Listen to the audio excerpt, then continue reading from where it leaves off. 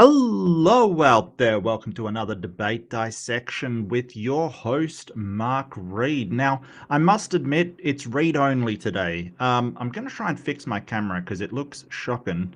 And everything's breaking. Everything's breaking. My light busted. My camera's busted. My co-host is busted. No, Ember won't be here today. She had a family emergency, so that was last minute. I do apologize. I only sort of woke up and found the message, and I hope she's going okay and everything's all right. So lots of love out to Ember. And but it will be me solo. I did try to find a fill-in co-host, but I didn't have any luck-ish. So that's okay. That's all right. We'll do it live. We'll do it live, and this one's for the peeps. But thank you so much for joining me. Yeah, I got a message today, so sort of saying that under 16s are no longer Australian under 16s due to new laws are no longer allowed to be on YouTube. So I'm going to miss all of those under 16s that are not going to be able to like and subscribe and comment on the video, but you can like and subscribe and comment if you're over 16 and not Australian, presumably. I really appreciate it. Thank you. But yeah, today we're doing part 2 of look, it's debate dissection. This one's a bit of a stinker, to be honest with you, and not to do with Dapper Dino, who is one of the interlocutors on this one. It's to do with Flat Earth Aussie is one of the worst debaters that has ever seen been allowed access to the internet. Absolutely shocking. But basically, if you didn't see part 1, that is linked in the description below. Part 1 was essentially Dapper. What he did is he came in and said, hey, you're in the southern hemisphere because Flat Earth Aussie is obviously Australian. I don't think he's under 16. I would hope not. He does act under 16, but that's usual. But sort of Dapper came in and said, hey, you see the stars go clockwise rotation in the southern hemisphere. So I've got a model of flat Earth centered around Antarctica, which is genius, absolute genius. So he's just flipped the flat Earth map, said, hey, it fits what you see fits my model better. And so the last we sort of saw, Flat Earth Aussie was going, oh, you're supposed to be arguing for the globe Earth, and he's saying, well, I just concede that now your model's wrong because it's centered around the northern hemisphere and you shouldn't see that. It's a really good variation on the circumpolar star argument for flat Earth, and he's doing a fantastic job because he's really not allowing Flat Earth Aussie to attack the globe model. He's got to attack a flat Earth model, but one that's inverted from himself. I've never seen somebody so angry about somebody just conceding an entire debate. It's really interesting. But I will get up the video. Again, you'll have to bear with me. I'm doing it all by myself, but that's okay. I'm all right with that. That's all right. We will get this done. We will get this done and dusted. And it has been a really good debate. Is that? Yeah, there we go. There we go. So we got up to, and I think this is right, 43-13, I believe. Yeah, okay. The questions start at what? Right. So that's about halfway through. So, what do I think so far? I think so far, sort of Dapper's really cornered him. I really like what he's done because he can't just say, oh, the flat Earth sort of model that you're using is wrong because it's what he should see in some hemisphere. Really, what Iron Horse or Flat Earth Aussie or whatever the hell he's calling himself these days is sort of saying is that no, the stars don't rotate clockwise in the southern hemisphere, which is obviously not true. Like, that is demonstrably not true. So many people have done time lapses of it. It is so, like, he's just wrong. And I don't think he's ever, like, really looked. He's not really investigated his claims. He's just sort of said they are true. But I'll start it up running and we'll go keep on going with this madness, because this one is funny. It's really funny, and I'm really impressed with Dapper. Sort of arguing for a stance that isn't yours is a bit dishonest in debate, but so are flat earthers. So I can't, I can't hold it against Dapper. It's actually quite hilarious. And you can see his dinosaur avatar there on Antarctica, which I didn't realize until last week, with Australia there. Yeah, at the center of everything, which is great. Accurate.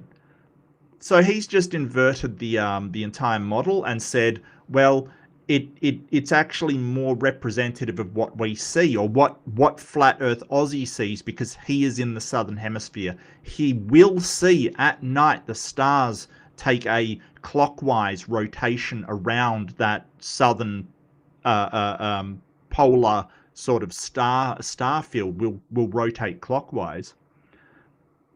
Really interesting. It's not representative of the flat Earth model whatsoever. No, it's not representative of your flat Earth model. Here to mock the truth, the model that we've been working on for many years. Yeah, see, Dapper isn't mocking his model. What he's saying is that your model accounts for, because what he's saying is, hey, the stars rotate counterclockwise, right? And that's true in the southern hemisphere. They rotate counterclockwise around Polaris. Okay, so that's what sort of all of the flat earthers say, because a vast majority of them are in the northern hemisphere. So he's saying that's what we see, but that's not what you see in the southern hemisphere. It's A, not around Polaris, which go far enough south you'll never see, and B, it's clockwise in the southern hemisphere. And there's a very good reason for that, and it perfectly fits the globe model. But he's sort of saying, hey, I'm addressing directly what you claim. And it's great. It's fantastic, because he has to say, well, your model doesn't work. Well, Iron Horse's model doesn't work in the southern hemisphere. That's the entire point. Just because you think that making it Antarctic centric is a valid way of looking at the world.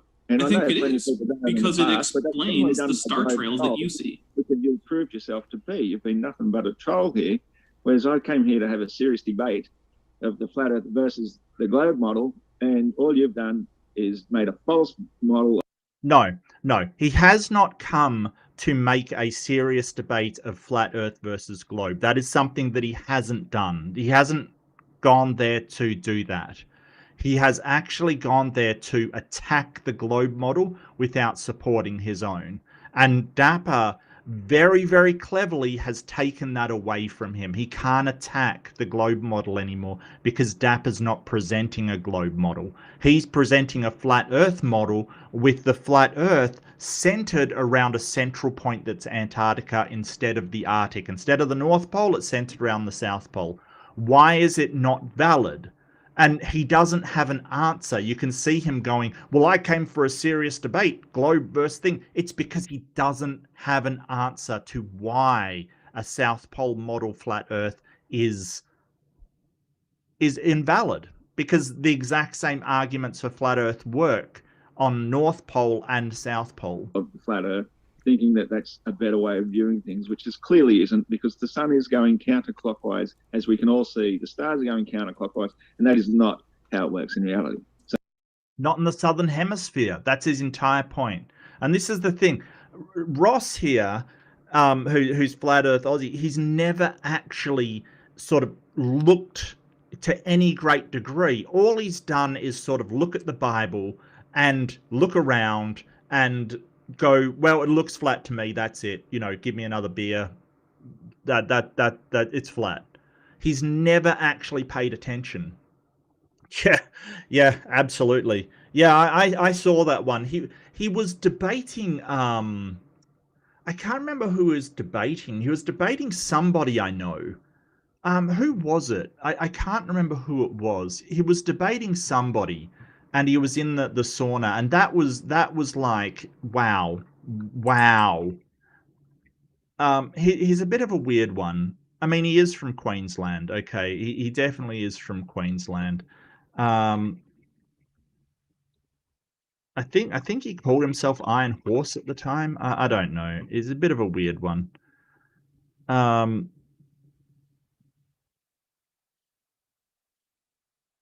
Yeah, it was Leo Filius. It was Leo and Amy versus like Whitsett and Iron Horse, and I'm like, yeah, wow. Yeah, it's definitely an older one. What it is an older one. Yes. Yep. Yep.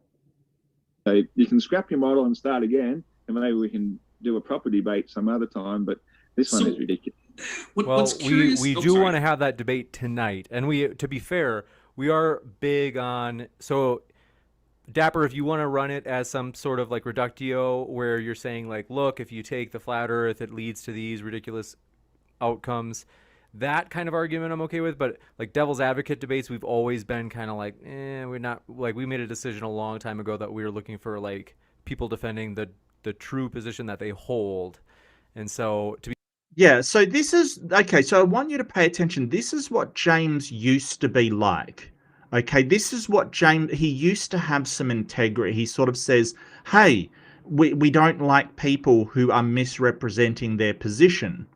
Like this is the thing that he put across, and now he doesn't care if they're misrepresenting their. He doesn't care if someone mentioned in the chat, Andrew Wilson. Yeah, he just goes in and says, yeah, no, I'm just a crazy person who believes in Jesus as an imaginary friend. He's not actually representing his own position. So he used to have standards when it came to misrepresenting your position or sort of putting across a straw man or any of this stuff, but he doesn't seem to anymore. He doesn't really care.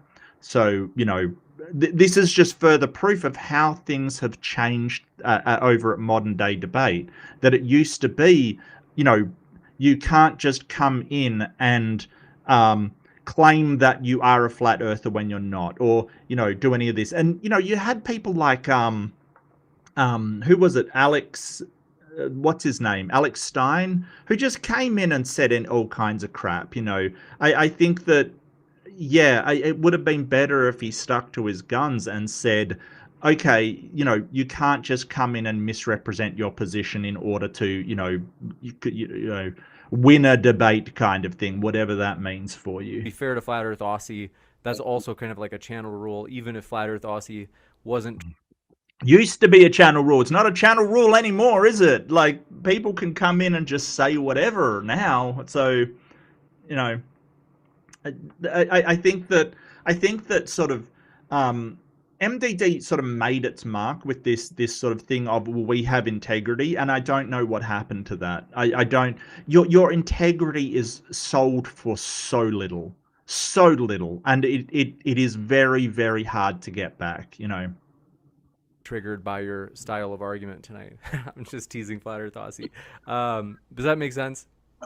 Well, I mean, I suppose I could try to defend the globe model, but before I do, I just want to point out that when presented with a model that contradicts Flat Earth Aussie's version of, in fact, the flat Earth, but that actually better predicts the observations that are made from south of the equator, he thinks that the entire thing is ridiculous. I don't think it's ridiculous, but he does. And it's interesting that he has. But he doesn't have, like, and the really interesting thing that Dapper is pointing out here, the really interesting thing is he can't say why it's ridiculous, right? He just says, hey, that's ridiculous. It's obviously centered around the northern hemisphere and not the southern.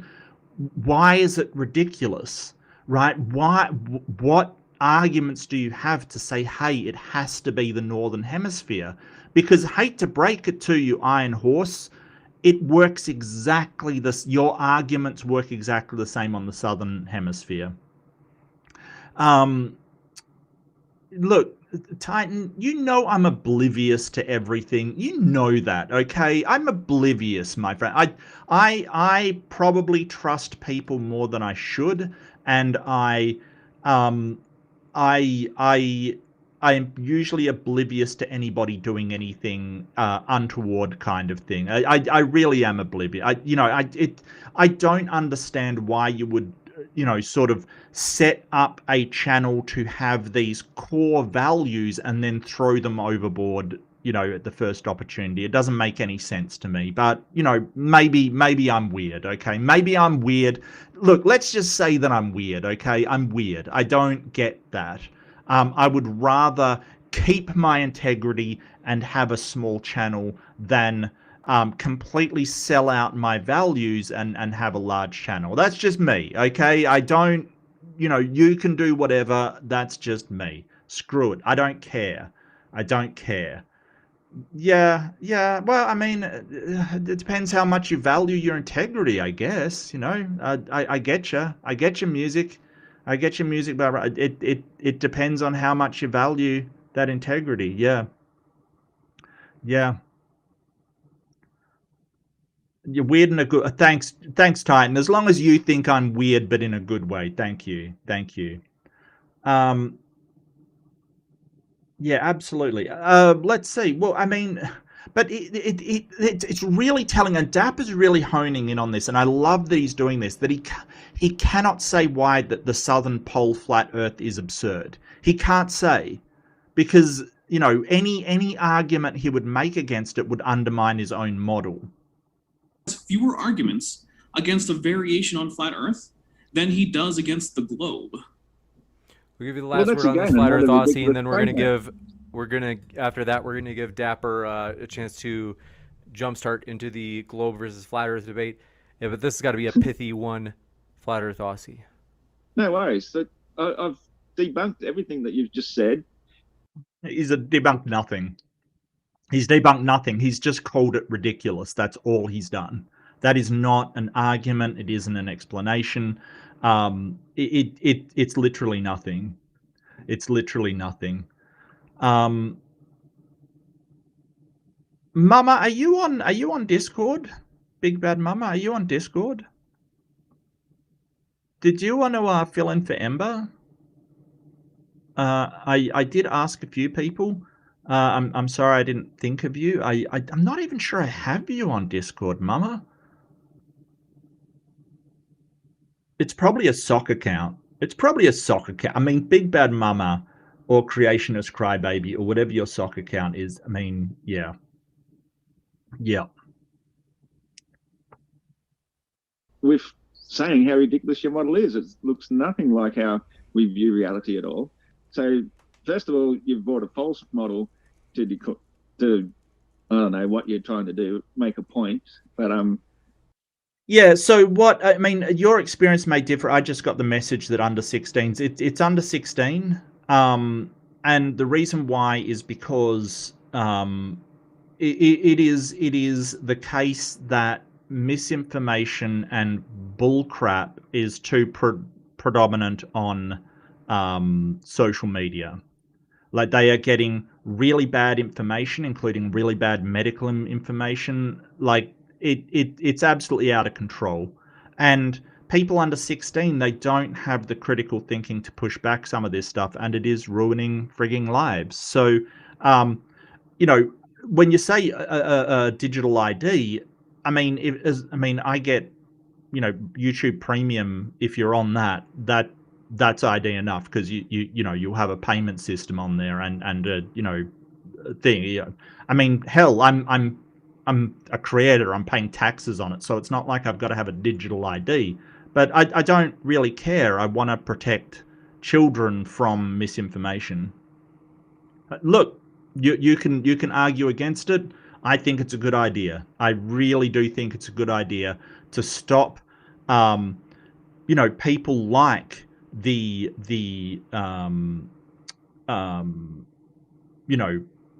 sort of the neo Germans preying on these kids and sort of just convincing them of ridiculous stuff. Well, yes, but look, Titan, we kind of assume that, like, if at 30 you don't have any critical thinking skills, that's entirely your problem. We don't hold it against under 16s that they don't have good critical thinking skills, because if you do know teenagers, they do not have good critical thinking skills. They just don't. It's just one of those things you learn as you go along. And I highly think I will always advocate for more critical thinking in schools, like more how to think critically. Oh, you're gonna make me hungry, Jer. Stop. I've debunked it. It doesn't go that way. It's nothing like what we see whatsoever. it just saying it doesn't go that way isn't debunking something. Debunking something is sort of saying, hey, there's this piece of evidence which conflicts with it, and here's proof of that evidence. Here's the evidence. You've just claimed that, and it does go that way. Like, that's the thing. You are empirically wrong. You are 100% wrong, Iron Horse. 100% wrong. And I've described many things that do debunk the globe model, such as the pattern that the sun moves in, the analemma, which if we were to view that on a globe, we would not see it go in a perpetual figure 8 thing. Oh, we absolutely would. Yes. No, that's exactly what we should see. Because it's not just that the Earth is going around the sun. It's also that the Earth is spinning as well. So you're sort of going from, sort of one side to the other kind of thing. That's how the analemma is being formed. It's also the rotation of the Earth. It's just this man does not understand basic physics. Yeah, no, I gotcha.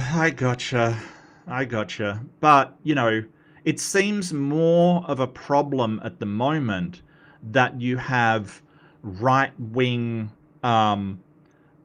fascists sort of teaching children that they need to hate women, and we've seen a spike in problems with young boys in schools because of the influence of right-wing manosphere influences, and that's a problem, right? Like this whole thing of women are whatever, yeah. Dapper was the flat side. So here's the interesting thing about that, Rosnia.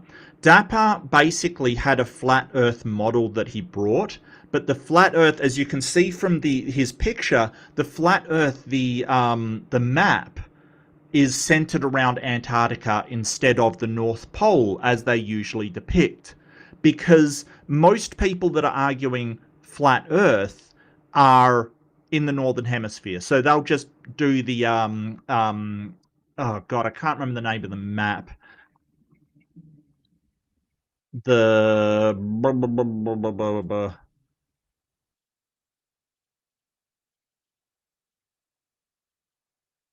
The azimuthal projection, yeah, the map projection. Yeah, it's an azimuthal projection, I believe, that sort of circle thing. Instead, he's arguing for this exactly the same model, but it's centered around Antarctica. And what he's arguing is that Iron Horse will see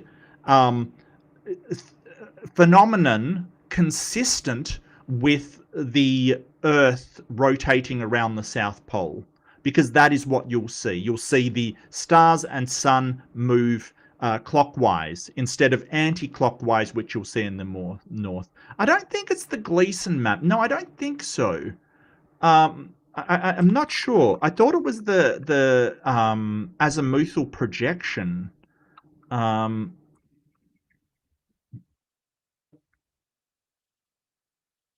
That was the one back in 1892. Yeah, no, I gotcha. It's very similar, sure. Yes, it is very similar. No, I gotcha. On the globe model, if you were taking a picture of the sun at the same time every day of the year and put them together in a composite, you'd see a sine wave going continuously around and around and around. Yeah, that's the analemma. It's caused by not only the rotation of the Earth around the sun, but also the rotation of the Earth on its axis. Mercator projection? Azimuthal equidistant? Yes. I think it's the azimuthal equidistant is the usual flat Earth one. But Dapper's doing something genius, which is... So, and this is the thing. Ross is not there to argue flat Earth versus globe Earth. He's not there to do that. What he's there to do is try to tear down the globe map, the globe model, and Dapper's cleverly just taken that out of his control. Now, James is basically going, oh, this is globe Earth, so you have to represent your views correctly. I guess, yeah, but, Dapper, I think it's really smart by Dapper. I think it really is, he's sort of just going, well, if you're not going to play fair and present evidence for your own model, which they never do, they just try to tear the globe one down, they never present evidence for their own, I'm going to present evidence for the opposite around Antarctica and let you argue against that, because any argument used against it will be able to be used against the normal map centered on the northern pole. Because that's the way the pattern would be moving for a globe Earth. And we can also easily dismiss the globe and anything else you have to present to defend it simply by the fact that the sun is overhead at midday in each time zone every day of the year. Why would that discount the globe Earth? The sun is overhead in each time zone every day of the year. Well, yeah. Like when it's noon, that is like when the sun is overhead. Like has he never seen like a picture of a globe next to the sun? Like what does he think happens? And here's the thing, like if you do have if you're in the northern hemisphere or the southern hemisphere, and it's not summer in your hemisphere, it will be off to the north or south depending which hemisphere you are. Like it doesn't go directly overhead, only in the summer. So I don't like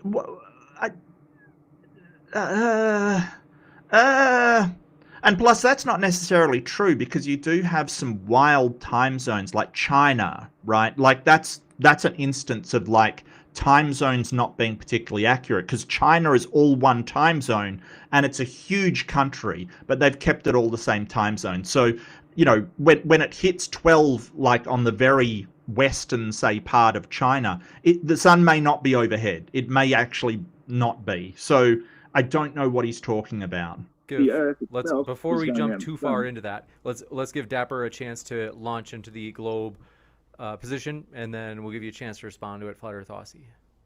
Right, yeah. Well, of course, I agree with Flat Earth Aussie that this is in fact a ridiculous model, but the problem is, like I said, he can't tell me why it's more ridiculous.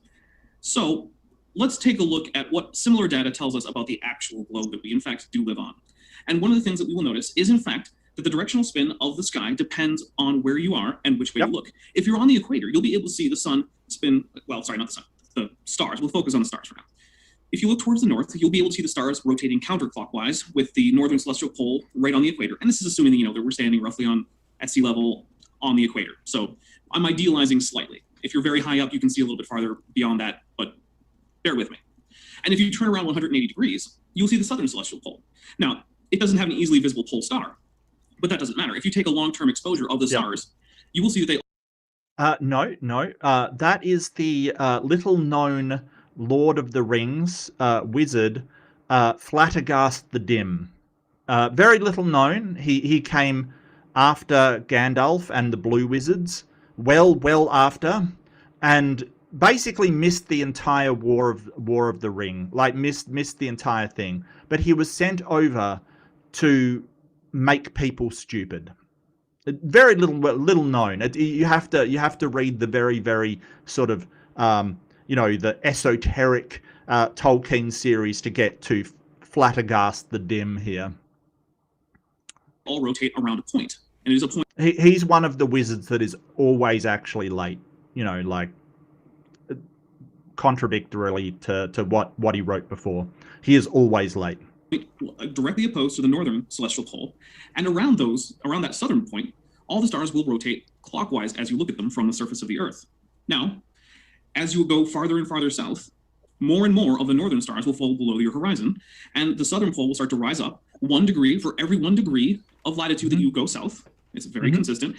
And I must say, this is my favorite argument against flat Earth, because they cannot explain why this happens under their model. And I know their model's really vague. It's still a model, but it is absolutely impossible. The best I've gotten is Whitsett, who sort of has to rely on light bending, 270 degrees to get to the South Pole. Shape only works on a globe looking up at what we call the celestial sphere, which isn't a real object. It's a mathematical simplification that allows us to find points in the sky easily. And this is how navigators have navigated north and south for thousands of years, is by knowing that as they go south, the north celestial pole drops 1 degree per degree of latitude, and the southern celestial pole rises. And the reverse is true as you go backwards. This can only work on a globe because Aussie is right. This model that I'm presenting to you with my webcam is in fact ridiculous. Yeah. It kind of works a little bit if you squint really hard from Australia or Southern Africa or Southern South America or Indonesia or New Zealand and places like that. But of course it falls apart north of the equator. And the same is true for the opposite. North of the equator, if you have the North Pole on your central flat disk, it kind of works a bit if you're in the northern hemisphere, but it breaks down as soon as you hit the southern hemisphere. That's how we know that it is a globe. It's probably the best evidence we have. But of course, look, Ross isn't even listening. He's not even listening. He doesn't care. Just like the flat Earth falls apart south of the equator very, very hard and very, very rapidly. Whereas if you're in some place like, Canada or Alaska, it's not that far off from what you're seeing. It's still off, but not as far off. And so my question remains as it was, how is it that someone in the southern hemisphere who can see the southern celestial pole, who sees everything in the sky going clockwise as he looks towards the south, how is it that you can sit there and defend a flat Earth, north-centered, everything moving the opposite direction from what you visibly see? You can go out and do this tonight. I know it's early morning for you, so I think you'll have to wait a few hours, but you could go out tonight and take a long exposure photograph of the stars going clockwise. He's not going to do that. Like I said, Ross just basically walks around with a beer and says, yep, it's flat, all right. That's basically his entire argument. Just his entire argument. It's so basic. He basically just says, hey, it looks flat. Yeah, that's about it. And it still boggles my mind that despite the fact that both this flat Earth model that I presented as well as the actual globe model actually predict exactly what you're seeing, whereas a northern hemisphere-centered globe model completely falls apart. People looking in different directions from Australia and South Africa and South America shouldn't all be able to see a pole. Yeah. He's not wrong. He's not wrong. He's absolutely not wrong. And South Africa will see the same. South America will see the same, and they'll see the same stars. And this is another thing that doesn't work on the flat Earth model. It's like, why does Australia, South Africa, and South America all look south, right? They look south and see the same stars. If you have that sort of Mercator map that they were talking about, or the what was it? The azimuthal equidistant map, equidistant projection.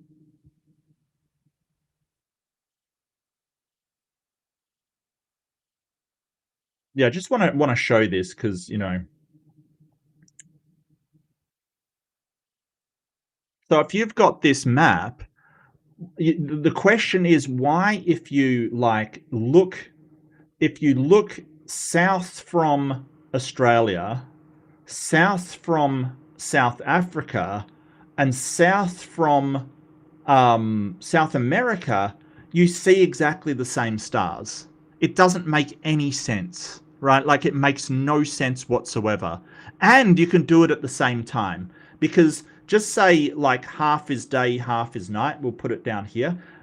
The South America and South Africa are both in nighttime, and you both look south and see the same stars. It makes no sense whatsoever.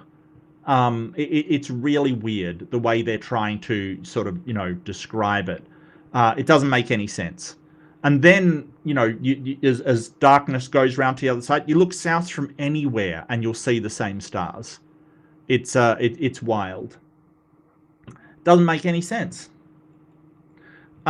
This is an old one, Daryl. This is an old one. But they do. Flat Earth Aussie. Alrighty. Well, once again, you're jumping to absurd conclusions because you say that this is only possible from a globe, which basically just shows you have zero understanding of how perspective actually works. Perspective.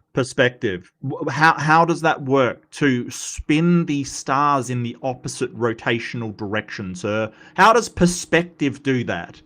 Because, there's at no point can you go anywhere on that flat surface and go to the opposite plane of rotation? It just doesn't work. We can see simple examples of perspective everywhere we go. In the room you're in right now, you can look into a far corner and you can see the ceiling is appearing to slant downwards towards that corner, while the floor appears to ramp upwards towards the corner. Yet you know that both those lines are perfectly parallel to one another. They're equidistant from each other. But the way perspective works is the further away a point gets, the lower it appears if it's above you, and the higher it will appear until the convergence point, which is always at the horizon.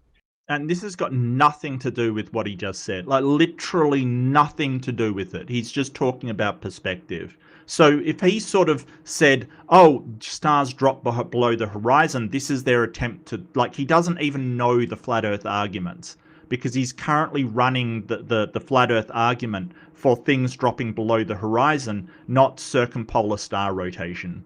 It doesn't address circumpolar star rotation. So when you're looking at the stars, of course, as you're traveling away from them when you're in the north, the further away you get, the lower it will appear to your point of view, even though it has remained the same height the whole time. So this is the error in calculations and observations, obviously, because you say that for every degree it drops, you've moved a degree of latitude. Well, yeah, that's just how maps were drawn, because you're looking at something and get further away and get lower. And so that way, you know, you've traveled a certain distance, which matches the charts that you've been using for centuries. Things don't really get lower as you get further away. That's not really how that works. Just quickly, look, music by Brian. MDD, they did a ton of flat Earth stuff, and I used to say, oh God, I wish they'd just stop doing flat Earth stuff. Now I regret that. They basically went from flat Earth stuff to right-wing fascist debates, and apparently that's where the money is. So now it's just shock and awe. So I long for the days of flat Earth, but basically what happened is there was something called the final experiment. And if you're familiar with this, I'm sorry to go over it, but it was basically a Christian, I believe it was Will Duffy. He proposed an experiment to test whether, you know, the last one that would have to be done, you would think. So basically he offered to fly a whole bunch of people, both globe supporters and flat earth supporters, down to Antarctica during the southern hemisphere summer, which is the northern hemisphere winter, to see the 24-hour sun, right? Because that's something that should not happen on a flat earth, right? So if we have our flat earth here, a 24-hour sun, if the sun is sort of going round the sort of, hang on a sec. Why am I not? My texture isn't working. My texture is not working. Okay. Please. Okay. So if the sun's going round the center here, so if the sun is here, right, going round the outside, round the outside, round the outside. Can you guys see that? I don't think you can see that. I'm drawing on my thing. I don't think you can see that. Oh, okay. That's a pity. Anyway, so if it's going around the outside of this, you know, it's not going to be 24-hour sunlight around the edges of this sort of flat Earth, right? It'll be, you know, sunny in Australia, but it won't be over in South America over there, which is opposite kind of thing. Yeah, basically, yeah. You don't see the drawing. Hang on a sec.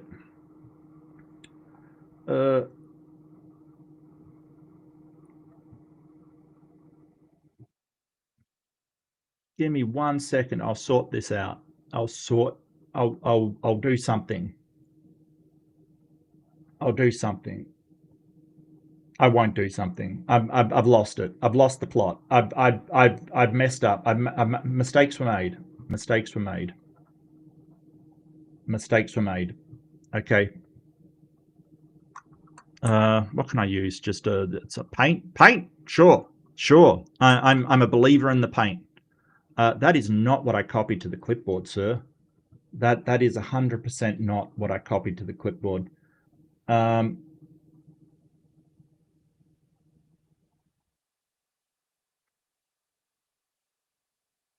Wow, that's the worst picture ever. If I share that, does it, can I?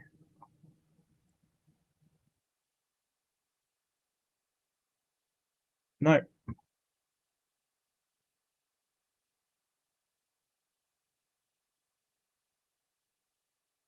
Hmm.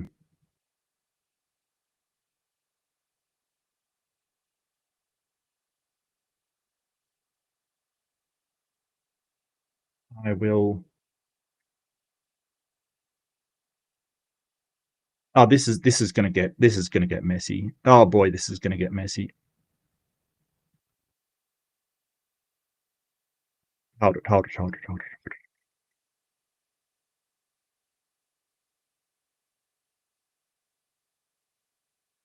Okay, okay. So if you've got like, where's my happy yellow? If you've got the sun here, right, it's shining on Australia and it's going round the outside, round the outside, round the outside, right? Like, so it's basically encircling the outer edge. The question then becomes, if it's over here, which, you know, because they're all in the northern hemisphere, they're like, oh, well, the sun's further away. That's why we're not getting any sun during what is winter time in the northern hemisphere, summertime in the southern hemisphere, or below the equator, if you want to get, you know, technical about it. Why is it that the sun is now here shining on Africa, South America as well, right? Because it shouldn't be. But on Antarctica, which is this massive, massive sort of section over here, you should not see a 24-hour sun ever, ever, because it just totally crashed my thing. All right, so apparently my program doesn't like paint. Well, I mean, come on, who doesn't like paint? Come on, come on, come on.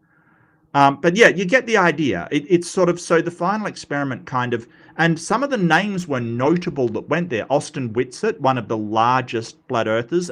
Jeranism went there, who is no longer a flat earth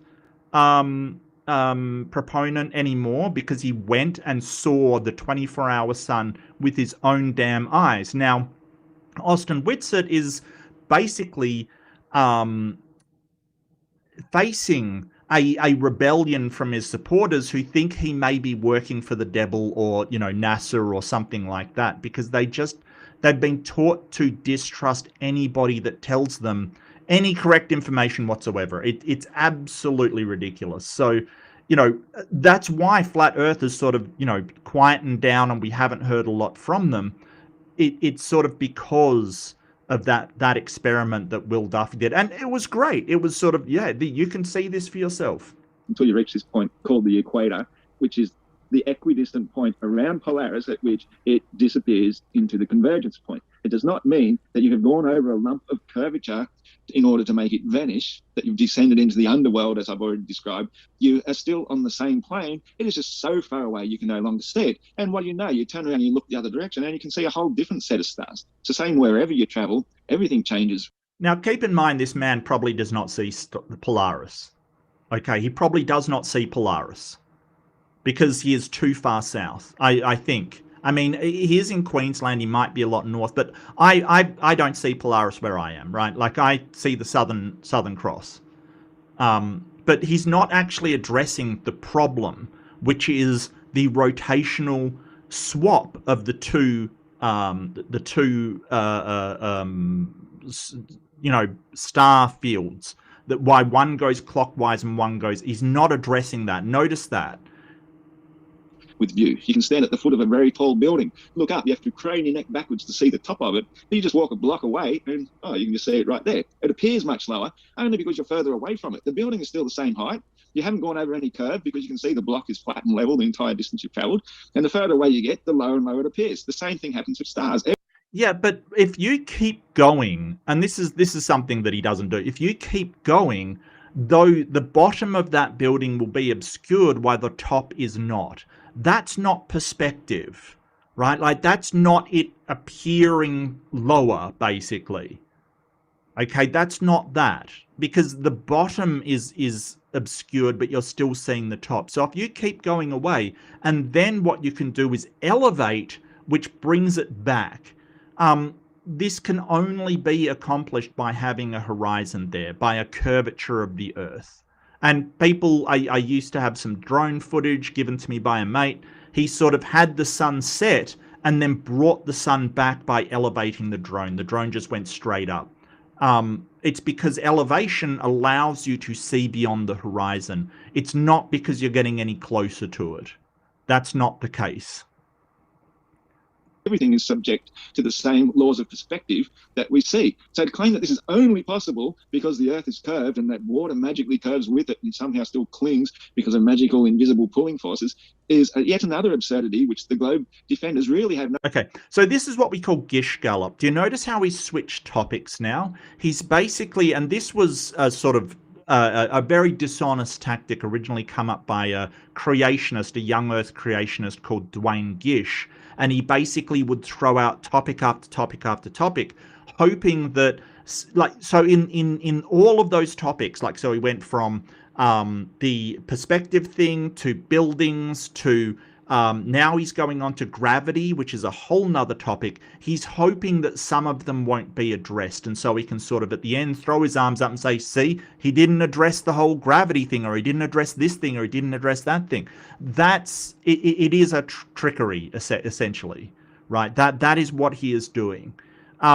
I have various ways to combat that. One of the things that I like doing is making exhaustive notes, point out that they just brought up a whole bunch of topics and ask for time to address all of them.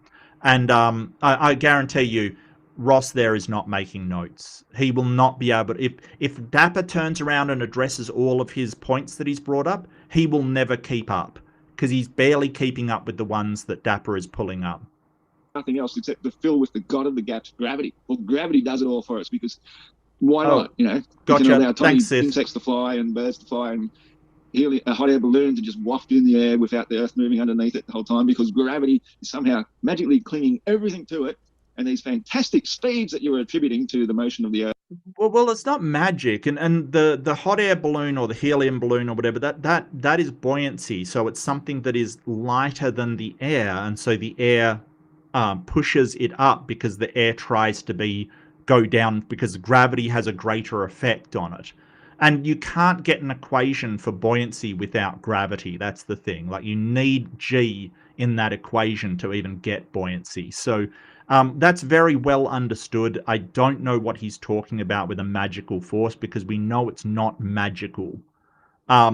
The Cavendish experiments have been done. Like, they were amazing for their time. Cavendish was an absolute genius. He is an absolute figure in history that is amazing. But it's not magical. And, you know, the fact that we know about gravity is the reason why we can sort of, you know, calculate trajectories and things like that. You know, when you put something in a catapult and fling it, we can calculate that trajectory because we have an understanding of gravitational attraction. And non-existent because gravity just cancels everything. So to say that these things are only possible on a globe just means you've got no really simple understanding. I have to jump in for a second because I haven't talked about gravity. I haven't talked about heliocentrism. But the thing is, I'm not arguing those things. Well, you're arguing perspective, and as a result, no, he wasn't arguing perspective. No, he wasn't. He was basically saying that the circumpolar rotation changes whether if you're in the northern hemisphere looking north and the southern hemisphere looking south. It's not around Polaris. It's around an empty area of space. But this is the same for people in South Africa, the same for people in Australia, the same for people in South America. They will all see the same stars rotating clockwise. Maybe you can address the actual thing that he's saying instead of going off onto, you know, gravity, which you're more comfortable with. So this is the dodge. And Ross is really terrible because it's obvious that he doesn't want to address that question. He doesn't want to. Keep it to perspective. With it because as part of perspective, you have to you are saying that the globe is curving, which therefore then invokes. And he's not allowing Dapper to talk because he doesn't want him to bring it up again. And this is sort of what's so obvious about Ross. He's not a very... I think he thinks he's clever. He thinks he's very subtle. He thinks he's like, oh, I'm stopping them. It doesn't make you look strong. Stopping your opposition from talking does not make you look strong. it makes you look really weak. Gravity into the equation anyway. Not because necessarily. You can't have cloud and water without gravity. So why not? Which is what the claim is, why the stars are disappearing as we get further away from them, because you say we're going over a curve. People believed in the globe Earth long before they believed in gravity. That the two don't depend on each other. Now, the entire modern consensus of science regarding the heliocentric universe. Okay, so Dapper, I feel like he's going down his little path here. He probably should return to the circumpolar star rotation and go, look, this is what I was asking specifically. You haven't addressed it. You know, you need to address that. And before in the last episode, I kind of mentioned I would have liked, and don't get me wrong, Dapper's amazing, okay? It's just I nitpick in these episodes. I probably would have had some graphics on board or some, you know, just some stuff off YouTube of the circumpolar star rotation in the southern hemisphere. Because you can just find it on YouTube. It's not hard to find. You know, you can just look up circumpolar star rotation southern hemisphere and it will come up. You know, like it's not this like, you know, oh, it's this secret stuff scientists. No, anybody, as Dapper said, you can do this yourself with just a time-lapse camera. Just set it outside and you'll see the star rotations. It's not hard to do, except maybe if you're flabbergasted the dim here. Well, solar system and the galaxy and, you know, all these relative motions, they do rely on gravity, but the globe doesn't. In fact, for most of human history, since basically the first millennium BC, most people have accepted a globe and not gravity and geocentrism.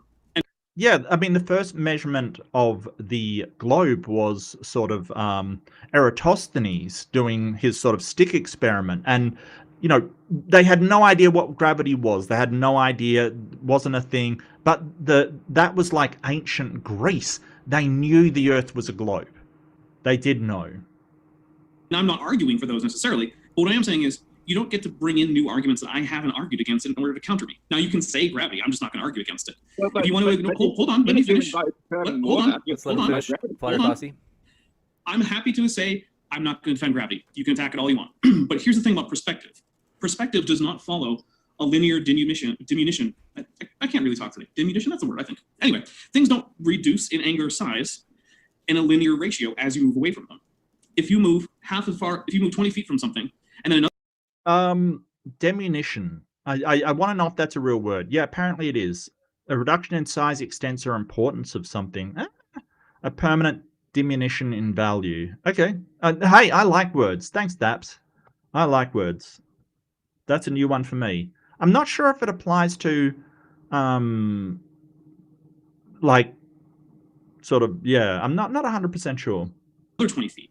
The second 20 feet will result in a smaller shrink, a less pronounced shrink in the angular size of the object you're looking at, which means that if the result of, so on a flat Earth, Polaris would indeed sink towards the horizon if you moved away from it, but would not do so at a 1-to-1 ratio no matter how far you keep going.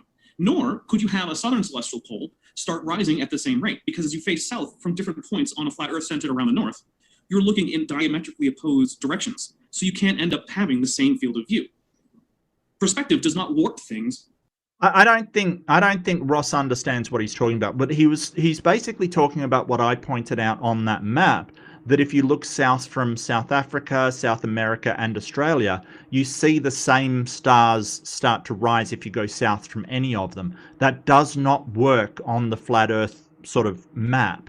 It doesn't, because what you should see is that, hey, you go towards south, you see different stars, but that doesn't happen, and he's 100% right. Around from behind you to put them in front of you.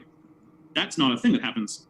That's not perspective. So perspective does not explain this. And like I said, both the globe and the south-centered flat Earth model are the only ones that actually explain the existence of a southern celestial pole in the first place.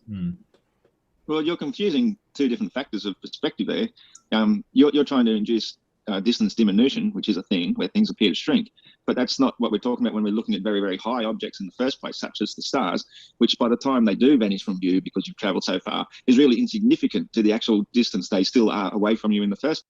How far are they away? Because this is something that I never get from flat earthers. You'll ask them, how far's the sun? Don't know. How far's the stars? Don't know. How far's the moon? Don't know. How big's the earth? Don't know. Like, this is the problem. You're saying, hey, they're very far. Well, how far? because the trick is that they use is to keep the model as vague as humanly possible, like really vague. So, you know, when actually we want to do some measurements or some verification on it, we can't, because we've got no actual measurements to use. And this is one of their sort of tricks that they share with, say, young Earth creationists who, you know, their model is always vague and it never has any kind of, you know, solid meat to it that we can measure.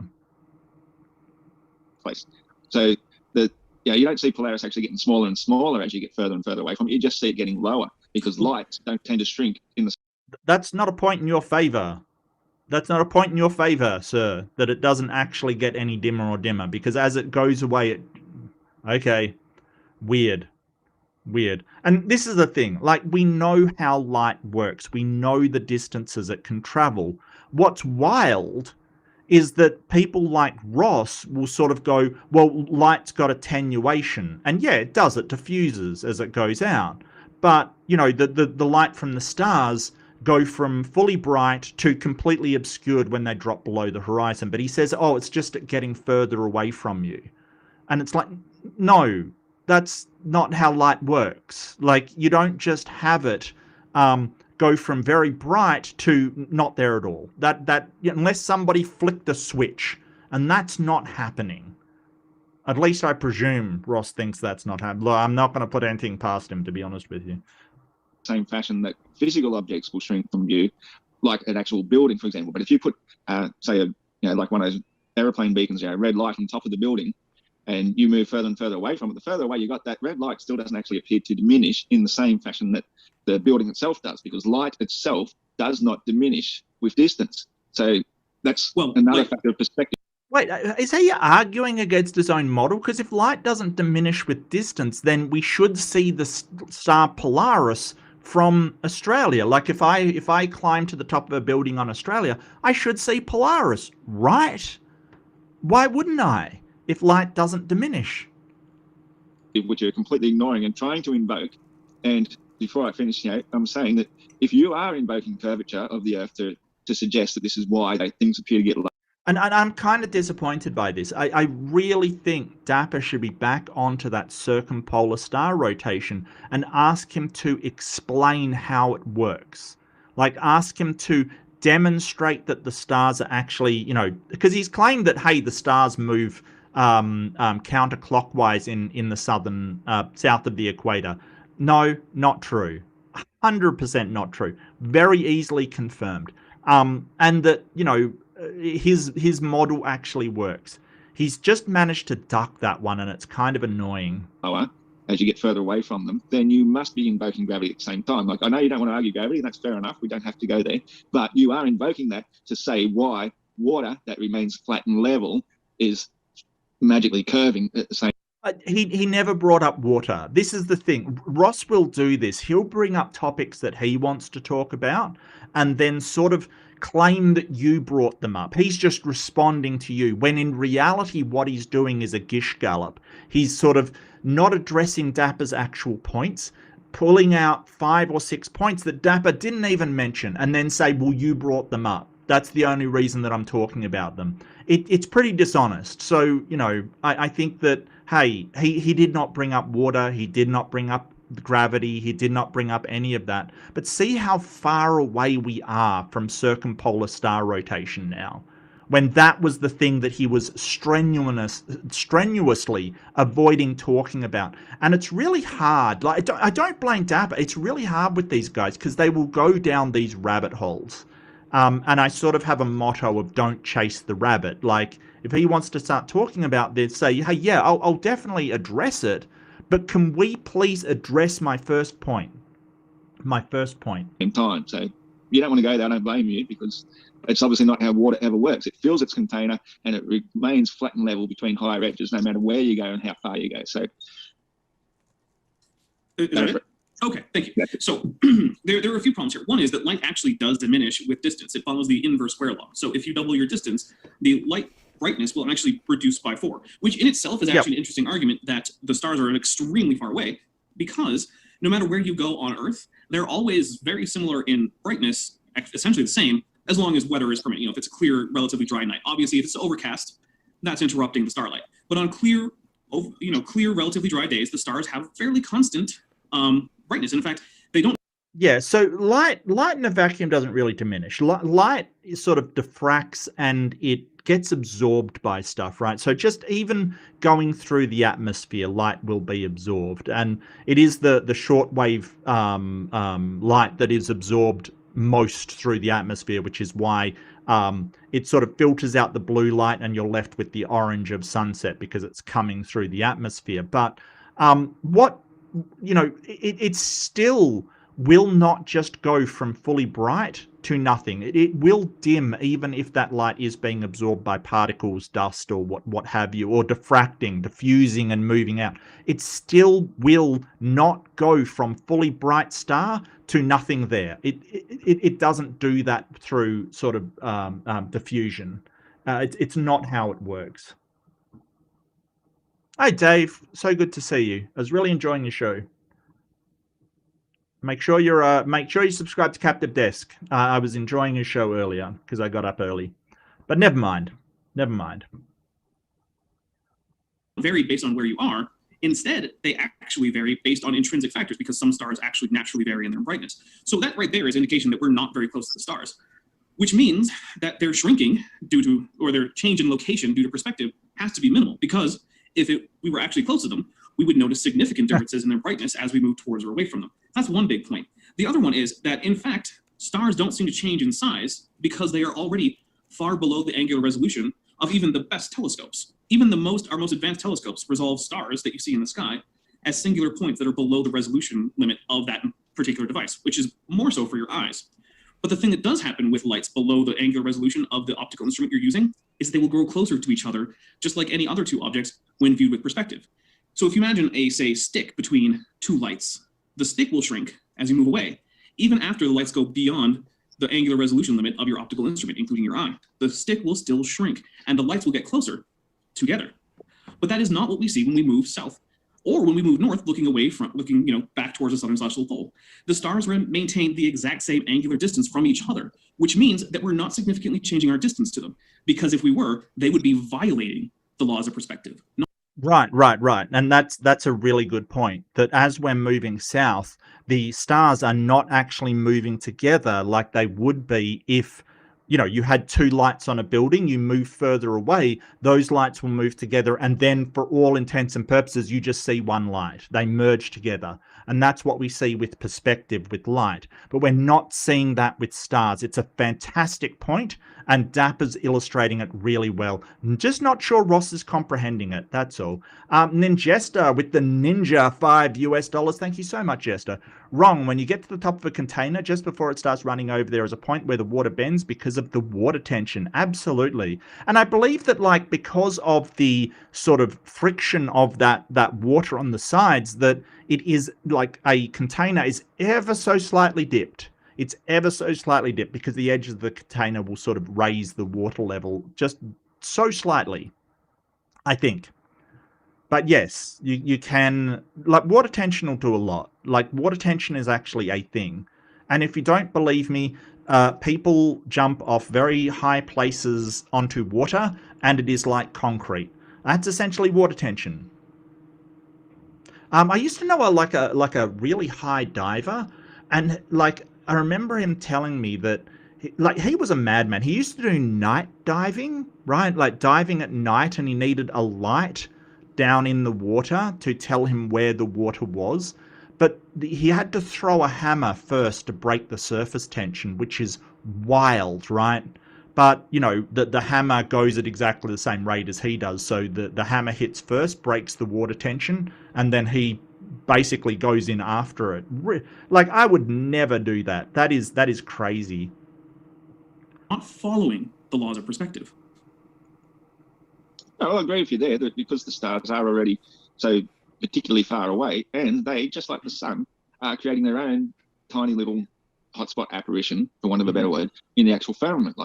My personal belief, I don't know if any other flat earthers agree with this one, but I believe that light doesn't even exist in the way that we perceive light to be until the energy form, the vibrational frequency, hits that particular firmament and then by what the nature of the way the gases and luminosity itself works, it creates this charge in that, which then presents as physical light to our eyeballs. And as we can see with high altitude balloon footage, if we go above a certain height above the atmosphere, we don't see any stars. They vanish. The only thing that we do see is this bright luminescent spot of the sun itself, where everything else is. How far has this man been above the Earth? Because he's sort of saying, hey, if you get to a certain distance, you don't see stars, where you absolutely do. Is he talking about those photos that they take, like from astronauts doing spacewalks that, you know, are black and don't have stars? Because that's just because of the exposure. They have to turn the exposure down because the sun's there and it would just completely white out the entire thing. So they've got to turn the exposure way down. And so it does not pick up the stars. But they, you know, the astronauts still see stars. Wow, okay. That does not make any sense. Once you get a certain altitude, you don't see stars. What? No longer visible to us, because the way that light renders has something very particular to do with the noble gases of our atmosphere. So we need to see through those gases in order to make light visible. So those distant spots will not change because our point of view from the ground looking up at them is so insignificant to how actually far away they are. So how far away are they? That's the thing. I want him to say how far away they are so we can do some measurements on them. Like move across the Earth from one place or contact another person, another location, see if they should have the change that you're suggesting. To try and bring perspective into something that's of great height to compare it to something that's on the surface, that's no comparison. It's two different ballgames altogether. You know, perspective works very well for things on the surface or near the surface for why they disappear or vanish, get smaller, get closer together. You know, the gaps between them also get smaller as we get further away from them. That's just the normal part of perspective. But when it comes to things already sufficiently so far away that all we're seeing is a tiny little apparition of them. So does he think the stars are like, you know, billions of miles like we do, or you know, light years? What's the closest one, like 4.2 or something like that? Like it's about 4 light years away? Does he think that is a thing?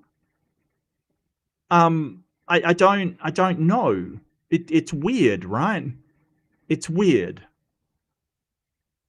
In something much nearer than what they actually are, then that's not really going to change how they appear to us as we move. Hence why there's never, ever any detectable change in the parallax of stars. Yet a tiny change between two objects in the distance from one side to the other, you'll see parallax change. It's a normal part of perspective, but it won't happen with the stars simply because they are above the firmament. They're in their particular seat in heaven, as I call it, as they rotate as a singular body around Polaris. The only things which don't are the wandering stars, which when they attract and you look at their motions over the years, you'll see that they move in sacred geometric patterns. Wow. Okay. Yeah. No, he's just doing word salad. Absolutely. No, you're right, chat. This is word salad. But this is a good opportunity if he says, hey, they rotate around Polaris, to go back to why they don't rotate around Polaris in the southern hemisphere. That's the question, right? Like that is the question you should focus on.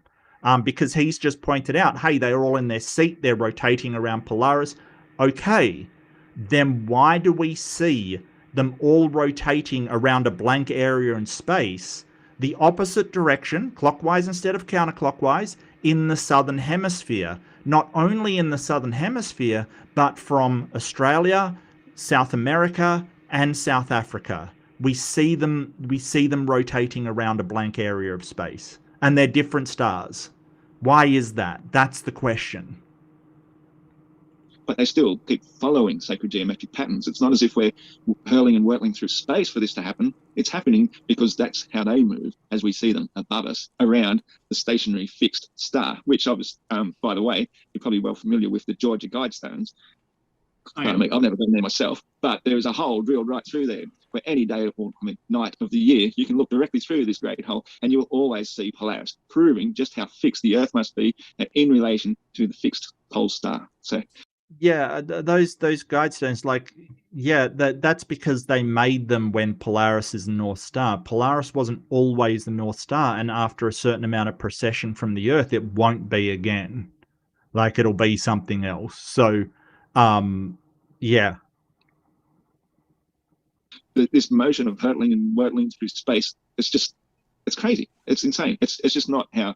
Not an argument.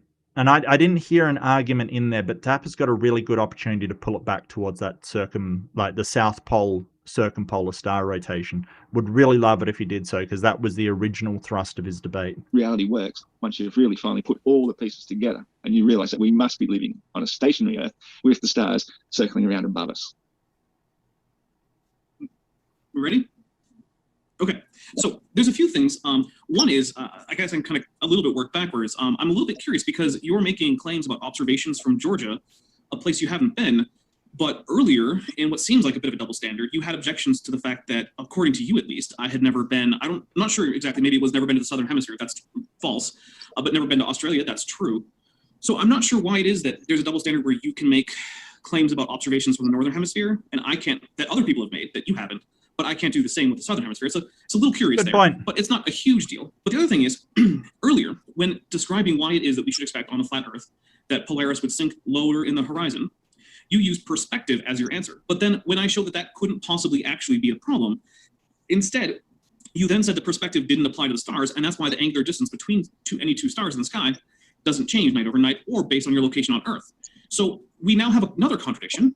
Perspective is the reason why Polaris seems to go down, even though that breaks the laws of perspective, but that's okay because the laws of perspective don't apply to the sky. You can't, that isn't a coherent thought. You have to actually have something that is internally consistent. Perspective can't be the reason the sky looks different and also the reason it looks the same. Would you like me to address that? Well, in a second. But okay. Further, the fact... I love that Dapper's going through all of his gish gallop here. No one, what? Okay, moon landing deny? Okay, well, yeah, we definitely did because they left something called retro reflectors on the moon. We can bounce lasers off of them because they let them on the moon. They're actually really ingenious, these retro reflectors. They kind of, I can probably find a sort of picture of how they exist, how they work kind of thing. Reflectors work. Let me see. So they're just a really cleverly designed thing to reflect light back to its original source. It's really cool. It's actually really cool. Hang on a second. Retro reflectors. Here we go. So this is the retro reflector. Can I draw on this one? Yeah, cool. All right, that's working. All right, so it's basically a box, right? And they're used in tail lights of bikes and stuff as well. They're retro reflectors. It's a corner or box reflector. So the light going in on any angle will bounce on two sides and come back the exact same way it came in, no matter what angle it is. Like it comes in here, it'll like go bounce, and go back exactly the same way. Like it's actually really ingenious. And these are the retro reflectors they left on the moon, right? So they're just these series of boxes. So you do have to get the coordinates of these and fire a laser at them, and they will bounce back. And people outside of NASA have done it, like tons of people have done it. And that doesn't work if you get the wrong coordinates. It doesn't bounce back, right?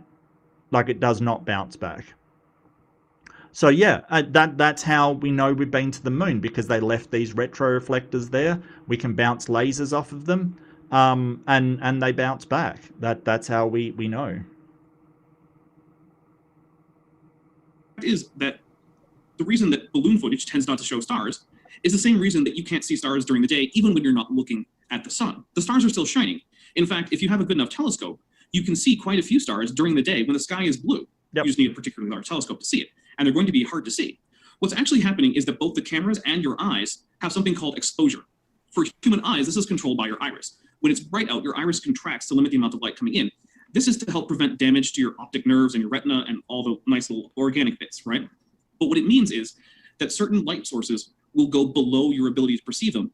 I really would have preferred if Dapper went back to the circumpolar star rotation here, it's something he didn't answer and just basically said, oh, no, the stars go the opposite same way in the southern hemisphere, which is patently false, by the way.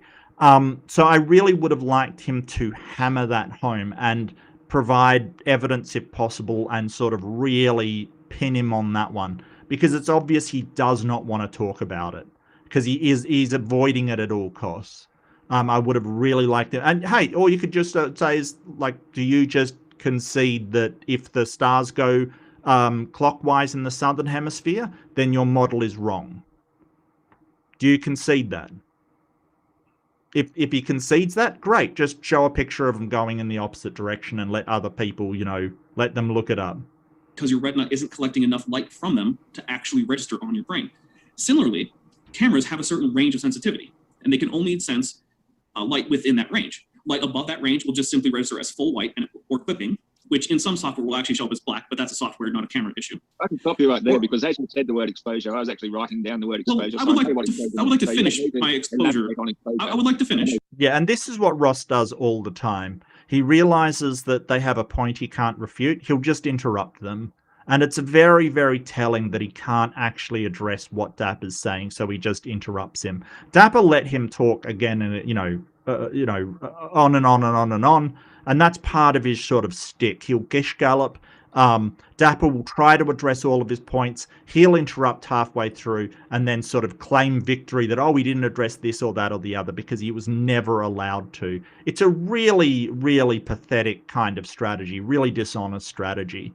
Especially when Dapper's being so patient with the man. I really do admire Dapper's patience here. I'd like to finish. Now, when you go below that level on a camera, the camera simply registers as black. That's clipping low. But that doesn't mean there's no light there. So if you want to have a picture in which you can see the surface of the Earth during the day without it being washed out, you have to set your exposure to view that.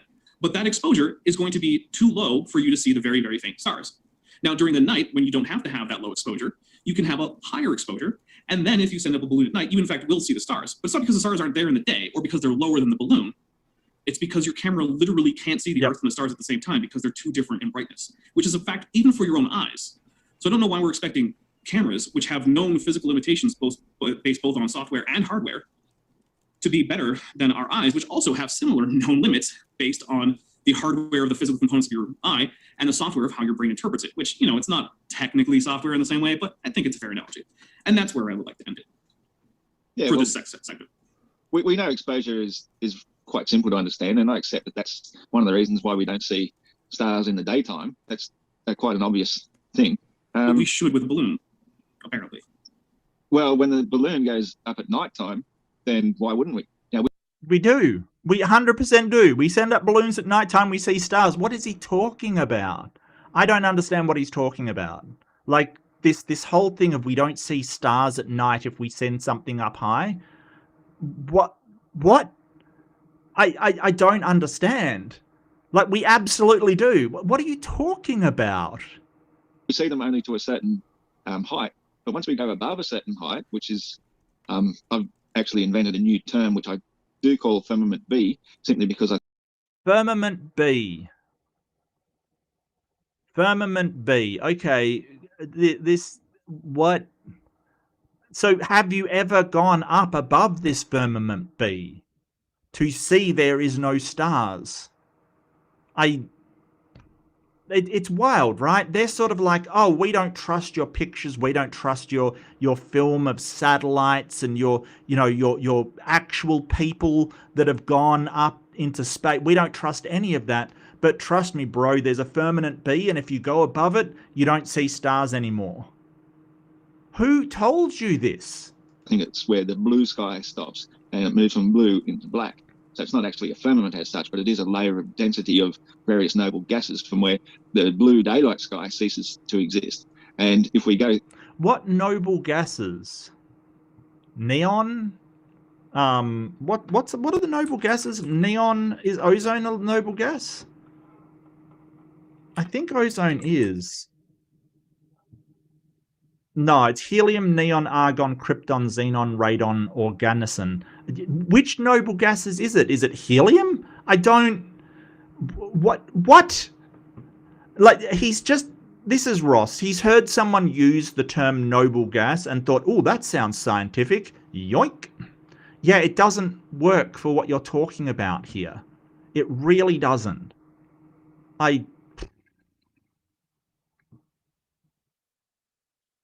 Above that into the black, you still do not see the stars at that point. You don't see the moon, but you only see the sun, and the sun is nearly always, depending where how much the balloon is spinning around and whatnot, the sun is pretty much always visible and not that much higher above the line of sight of the actual camera.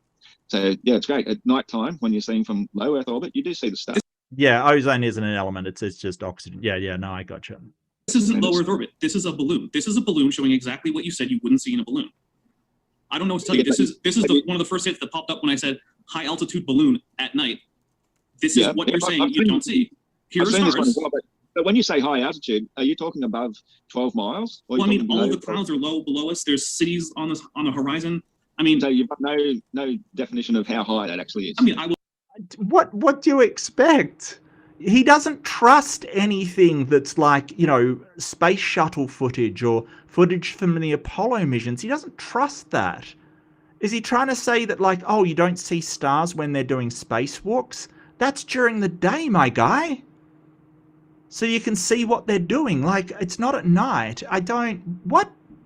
I'll check the video to check, but the fact is that it's very trivial to find footage of balloons going up, obviously extremely high, higher than you would normally be able to go and still see stars during the day, and then seeing stars. So that's why I'm saying there's a place called what I call firmament B, which is the limits of where daylight exists, and that's where the high altitude pilots say that they've gone into space because they've gone to where the sky is no longer blue, it is now black, and that is only about 12 miles high, to the best of my knowledge and what I can discover in my research. The best of your knowledge is complete crap, sir. The best of your knowledge is the worst of anybody else's, quite frankly. Like, your best of your knowledge is terrible. 12 miles is this firmament. Can you demonstrate that actually exists? Because you don't trust any of the astronauts we've sent up there. But no, he knows there's a firmament B, or what he calls firmament B, because reasons. And so this balloon, if it's still capable of seeing the stars, I would say it's well below that point. Maybe, aeroplanes cruising height, quite high, the 30 to 40,000 feet range is 6 or 7 miles. It's not particularly high compared to when we say high altitude balloon footage. We're talking about 120,000 feet, 130,000 feet. That's about the maximum these balloons can reach. And at that point, you never see any stars whatsoever. You see a bright hotspot apparition of the sun. Now, there was one thing I forgot. Okay, for the record for balloons is apparently 53 kilometers. I'll have to convert that into freedom units for you. 2 miles. 2 miles, sorry. Which is about 32.9 miles. So, that's getting up as where he's saying this, firmament B apparently is. To address previously, I was trying to answer the thing about perspective, but you didn't allow me to jut in, so I sort of forgot where my train of thought was going with that. But basically, yeah, everybody did, because it was irrelevant to the conversation, sir. That it was just a gish gallop. Everybody forgot about it. That's, probably should not have been brought up in the first place. I was saying that, of course, the laws of perspective still affect distance to make things appear to get smaller, but it won't affect things that are already equidistant away, such as stars from one another, to appear for them to get nearer to one another, which I'd already explained as the lack of parallax anyway. But you mentioned the thing, and I notice a lot of flat earthers bring it up as well, and I would like to debunk that, which is what you call the inverse square law of light. Because yeah, it basically the inverse square law. Yes, please. So this is a guy that believes that everybody has their own personal sun, and that light is just an apparition. It's not real. It's not a thing. Never mind that you can blind somebody with a laser. I don't know how this man gets, to the conclusions he does. But the inverse square law, all that does is just sort of tell you how bright a light should be. Like, it just reduces in light the further away you go. It doesn't sort of say, hey, at a certain point the light should just wink out from full brightness. No, it's saying that it dims and dims until it is no longer able to be seen. That in itself is a ridiculous claim, because the inverse square law says that if you double the distance away from a light source, it gets half as bright. Right. Now, that might be true to a certain specific extent, but it will not be true to say, like, okay, say I had a lighter in my hand, or lit a candle, and I moved 1 millimeter away from it. If I move 2 millimeters away from it, it's going to be half as bright. Yes. If I move 4 millimeters away from it, it's going to be half as bright again. That is ridiculous. Because by the time I'm only 20 millimeters away from it, it should be completely invisible, which is completely wrong. The inverse square law is completely wrong. It is not double. No, it's you not. need to have an actual standard. If you moved away, say, 500 meters, it might be half as bright, and you moved 1,000 meters, then it'll be a quarter as bright. But to so say Russ, there's a few problems that you're running into. Yeah, you go ahead. Now we'll take the candle example, right? A candle is not a point source of light, right? It's an object it's a phenomenon with a specific volume. So if you're right against it, you're actually right against certain parts of it. And as you move back 1 millimeter, say, you're not actually doubling, and then 2 millimeters after that, you're not actually doubling your distance from every part of the candle. So you have to take. You are. You're absolutely doubling your distance. You're not, though, because that's not how distance works. You have to actually do the trigonometry to find out your distance from the top and the bottom and the far side.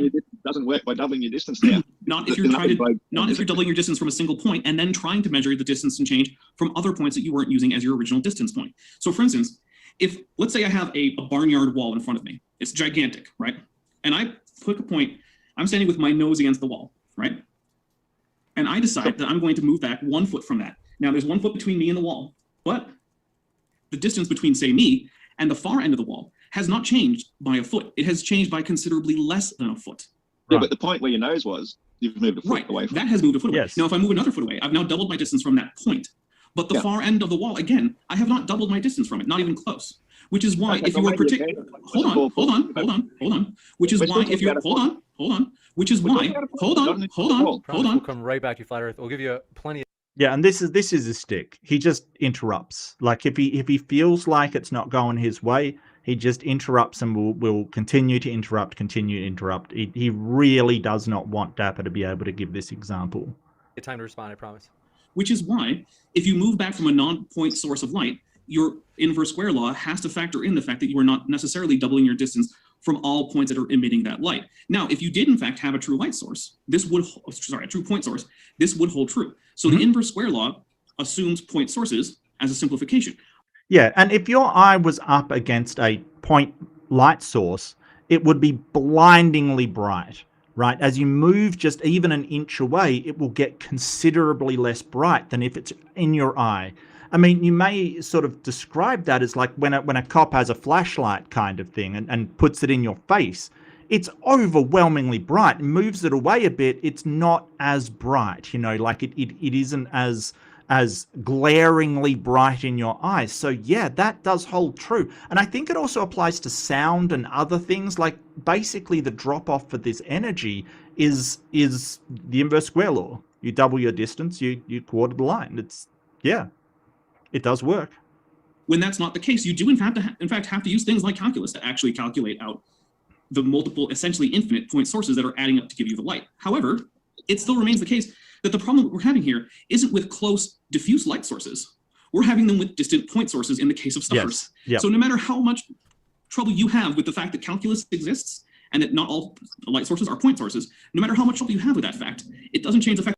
Look, okay. I got to stop this right now. Calling this man Gandalf is ascribing to him a level of wisdom that he does not deserve.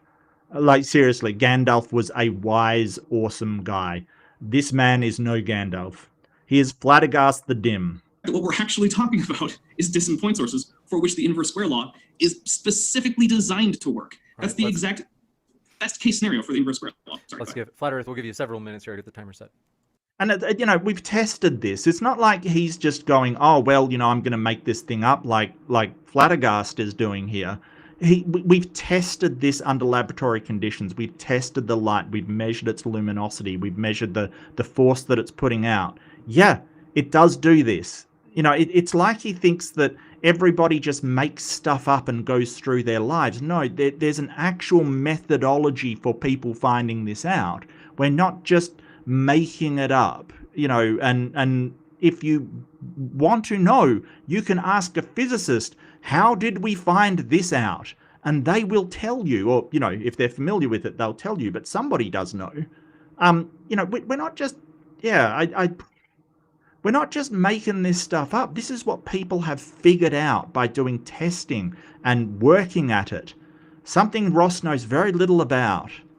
Oh, yeah. Well, again, it's ridiculous to say point source, because the candle is the point source of light. And so, 1 meter away is half the distance than 2 meters away. So therefore it should be half as dim. But you've also said that according to inverse square law, that 1 millimeter is also half the distance of 2 millimeters away. And so it should be half as bright at 2 millimeters as it is. It is. Like if you put a light source right up in your eye and then move it an inch away, it gets a lot less bright. I don't know why this doesn't make sense to him. He's just sort of arguing against something that we've all experienced, I don't... It's wild.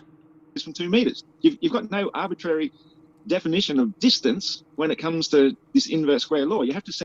No. You meant to say he's got... it's not arbitrary. No, it's based upon rigorous testing of this. Oh, yeah. A standard measurement where each individual part of the measurement is there's no standard set to it. So you could say... That there is a standard set to it. What luminosity is sort of measured in lumens, I believe. I'm not sure what the intensity of light, isn't that lumens?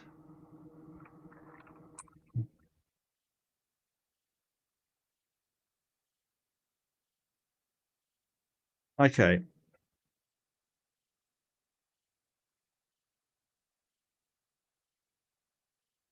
Okay, so intensity is the amount of light energy per unit area, so watts per square meter. Okay, interesting. And distance is light from the source. Right. So we can test this. We can absolutely test this. If you move from 1 meter to 2 meters away, sorry about the correct measurements there, I'll put it into feet or something. The intensity drops to 1/4 or a half squared. Yes, absolutely. And it, wow. Well, it's measuring the energy, so it's measuring in watts, which is fair enough. So watts is basically watts per square meter, which is fine. Like, yeah, it'll translate into lumens, but I don't have the calculations for that. Technically, you're saying that it's half as bright 1 mile away. I mean, it's twice as bright 1 mile away than it is from 2 miles away. Yes. Or it's twice as bright 20 miles away as it is from 40 miles away. And the candlelight is... Well, it's not twice. It's like 4 times. It's actually worse than what you think. But yes, like if you have a flashlight up against your face and you move it a meter away, it's going to be a lot less bright. Yes. Yes. It's pretty much a standard for what we use for lux, or, the candle is a standard use for brightness. So that's a non-point source. How many dishwasher is that? Well, this is a new measurement for me. Let me see. How far is a dishwasher? Let's see. What did I do? Like meters? 1 meter to 2 meters. So, you know what? It's probably about 1.5 to 3 dishwashers, I would say. Just as a rough off the top of my head calculation. I really don't get where you're going with that. All I'm saying is that to say this, double the distance, half the brightness, is just wrong, because you need to set a standard, and each light source itself would have its own standard. It's just the same as with distance diminution. Each light source would have its own standard? How do you figure that? Is he talking about like each light source has its own amount of intensity? Well, yeah. If you've got a candle, it doesn't give out as much intensity of light as, a massive floodlight. Sure. What are you talking about? Ah, Matt, this guy is such an idiot. I swear. He basically will argue against basic physics and then stumble across something correct even while denying it. It's absolutely incredible. I've never seen somebody this accidentally, almost get it and then, bungee jump away from it in such a wild method. Only in Queensland, I swear. I swear. By the time something gets a certain distance away from you that it appears half as big as it did when you're right next to it, it doesn't mean when you got twice that distance away that it's then half that size again. That's not how it works in size diminution, and it's not how it works in light diminution. So this inverse square law stuff, I think, is absolute baloney. Well, there's a few problems with that. One is that the inverse square law has been experimentally verified. The other one is that if we actually just look at it from the standpoint of logic, if light is coming off from a point in a 3D sphere, which it would generally have to be, or it's not a point source, some kind of cone, or some other weird thing, maybe a laser, but it's not the kind of thing we're talking about, then as it doubles the distance from the source, it actually quadruples the surface area of that sphere. So unless light actually just creates more of itself as it propagates, it has to, as just a consequence of logic, follow the inverse square law from a point source. But I think the problem here is that you're not actually clear on what a point is. So a point is a construct. It's not a real thing that you can find in the universe. It is a thing with a location, but no size. It doesn't have a length or a height or a width. In reality, we don't actually have point sources of light. Right. However, when light sources are sufficiently far away that their angular size is no longer significant and we can't reliably measure it, they can be treated as point sources for the purposes of calculations because you're well within your instrument error in terms of their actual angular size. Mm-hmm. That's the case for all stars. It is not always the case for candles. If you're particularly close to a candle, then its angular size is a significant factor and you can no longer treat it as a dimensionless object. But you can treat all stars in the sky as dimensionless objects because no matter how close we zoom in on any of them, except the sun, they all remain below the angular resolution of our optical instruments, meaning that they function like points as much as we can measure them. So, okay, well, this is all if well they're fine, close, mate, but, we've sort of really gone off on a tangent there, once again. You're the one that made the tangent! You're the one that brought this stuff up. Dapper's just trying to follow your nonsensical rambling. Like, oh, we're out on a tangent. How dare you? My guy, wow. I feel really sorry for Dapper. I understand why people say that I have a lot of patience in debates because holy crap. He's basically saying, oh, we're out on a tangent. How dare you? Dude, you're the architect. The call is coming from inside the house. You were the one that did this. Talking about stars, okay? We can agree to disagree on certain factors regarding them. I say perspective makes them appear to get lower. You say perspective shouldn't make them appear to get lower, even though... And you say perspective doesn't work on the stars. You also said that.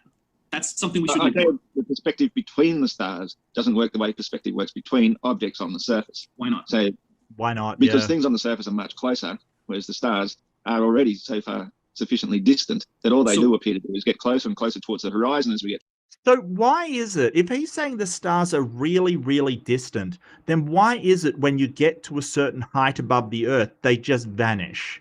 Like, I really want to pin down how distant are they, right? Like, because this is important. Because if you're saying, hey, they're only, what do you say, 30 miles or whatever up, then... I have questions about why, if we send a balloon up, they don't get closer together or, further apart or whatever.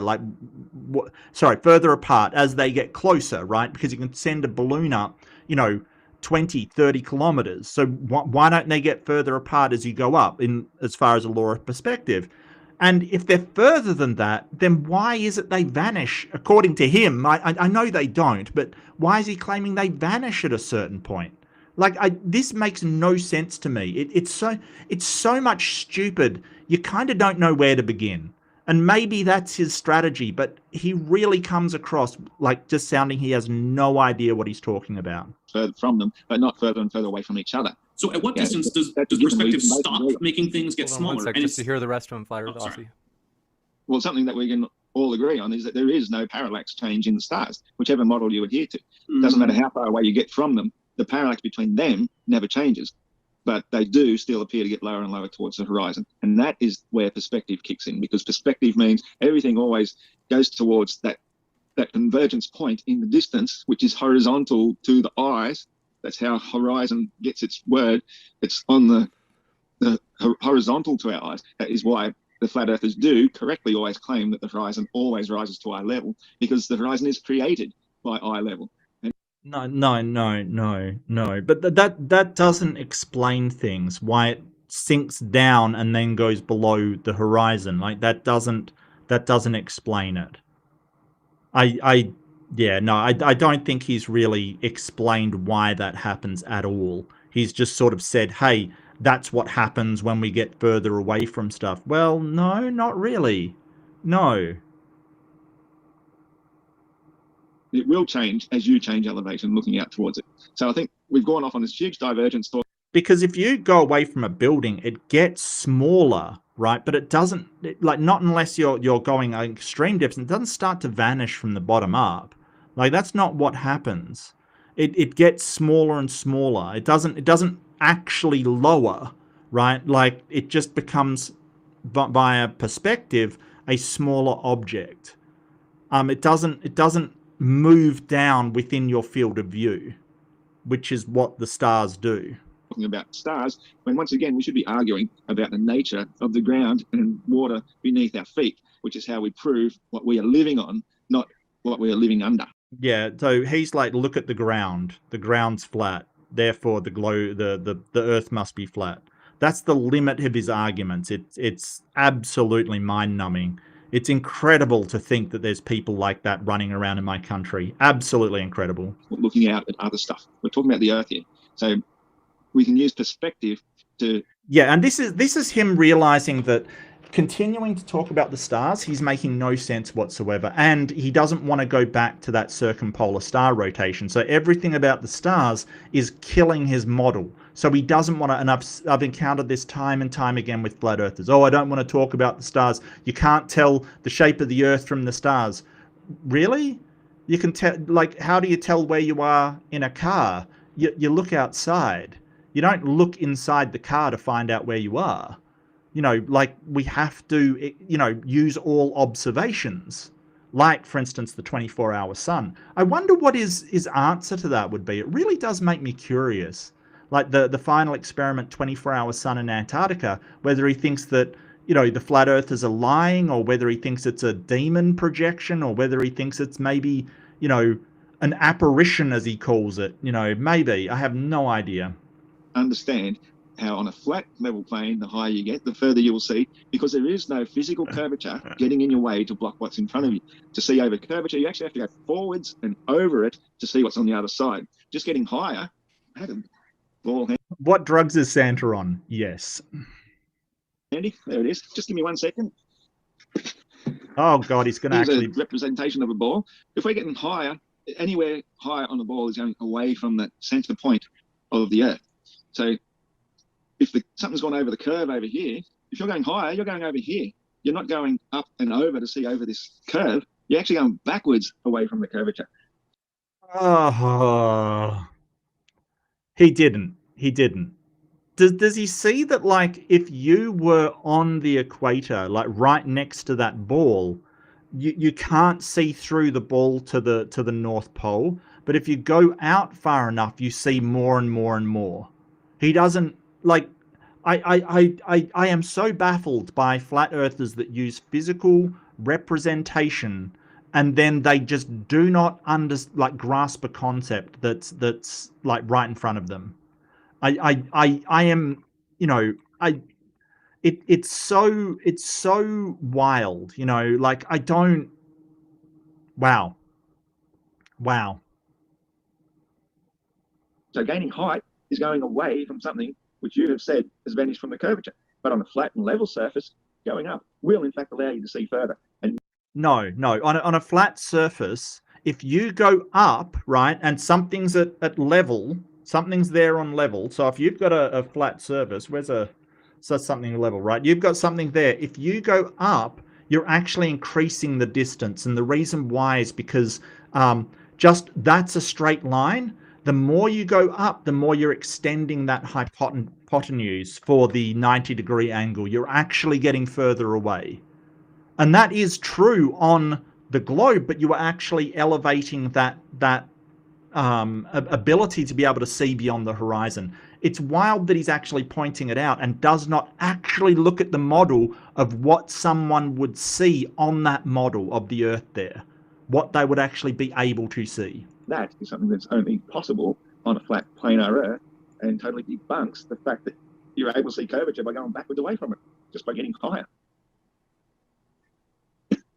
So the claim was just made that you can't see over the curve by changing your distance from the surface. So This is an effect called a dolly zoom. And it's going to explain why, as we get closer to this globe on the desk here, we're going to see less of it, while it stays similar in angular size through the dolly zoom. So we're now about to start the dolly zoom right here. The camera moves in towards the globe, and we end up seeing less of it. So you can see things are shrinking around back behind the Earth. Oh, let me get back there. So, oh, come on. Stop being silly, YouTube. By the way, James, this is my own video, so I promise not to copyright strike you for it. You got it. So I wouldn't trust him. I wouldn't trust. Never trust Dapper Dinosaur. I bet he will. I bet he will. Don't trust him. He's a dinosaur. we can see that as we get closer, but zoom out to keep the globe at the same angular size by changing our depth of field or our angular, or we'll just go with depth of field. Field of view is another term. As we get closer, we can see less and less of the surface, which means that as we get farther back and we zoom in a bit, you can see more of the Earth, simply because you're changing your distance.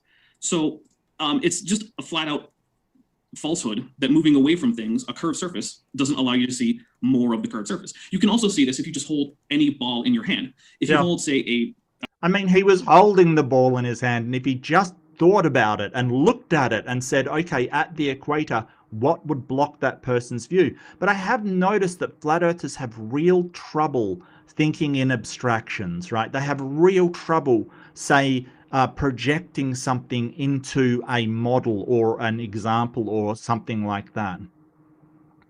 A football or a basketball or something, and you bring it really close, you can look up and around to the edges, and then as you pull it back, you'll see that you can actually see a larger percentage of the total sphere.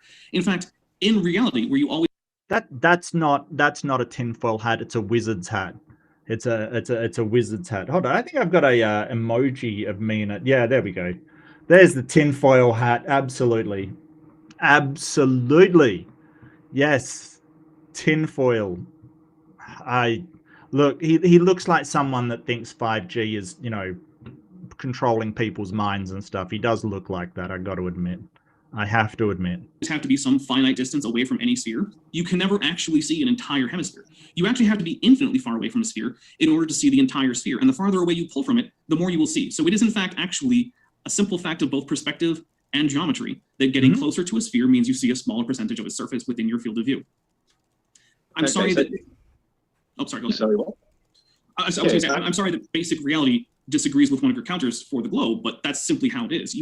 The dolly zoom, which is a common filmmaking technique, that relies on this fact. Reality, a very, very basic reality, because it's not at all anything to do with reality whatsoever. Because as we know, if we do anything according to actual scale, that anything on that globe is never, ever going to match anything that we could possibly see from any of our perspectives. But they say even the height of the atmosphere itself, which goes up from, you know, like we say, 24, 25 miles, or up to as much even as 60 or 70 miles, even that is not even. Oh yeah, real specific calculations there. And yeah, I think that Dapper, and look, Dapper's awesome and he's done a really good job. Just I nitpick because that's the idea of debate dissection. It's basically me nitpicking. And you know, my co-host, who unfortunately couldn't make it, nitpicking at stuff, he really should have pinned him down on how far away it is, or got him to admit that he doesn't know how far away it is. Because if he's saying anywhere from 30 to 60 to 70 miles, that's a very large difference. You know, he's almost doubled the difference there. It's kind of wild. Because the lacquer on your globe. So you zooming in and out on that is probably the equivalent of, you know, being as far away as Mars or Jupiter in your heliocentric model and looking at the Earth. Oh no, it's much closer than Mars or Jupiter. It's closer than the Moon, in fact. I'd highly doubt that. You know, the Moon is. Yeah, I don't think he knows how far away other stellar objects are from the Earth. I think he thinks that they're like, you know, 30 to 70 kilometers away and not, you know, the 30, 70 miles away and not the incredible distance they actually are. Yeah, wow. To be about 285,000 miles away or something ridiculous like that. And you know, that amount of zoom is obviously clearly not anything that we could possibly ever see from being on the surface of the Earth.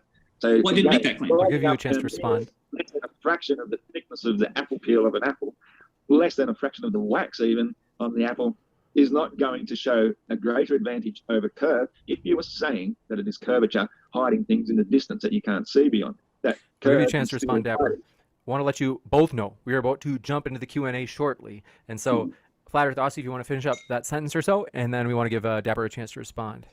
Yeah, thanks. I would like to finish on that thought by saying that if it was actually physical curvature and you're going up and away from it, you will not gain greater advantage to see further beyond that actual curve. But because the Earth is flat, every little bit of increment in height gain that you achieve, you will actually see further because you have increased the angle of view, which is always horizontal to the eye.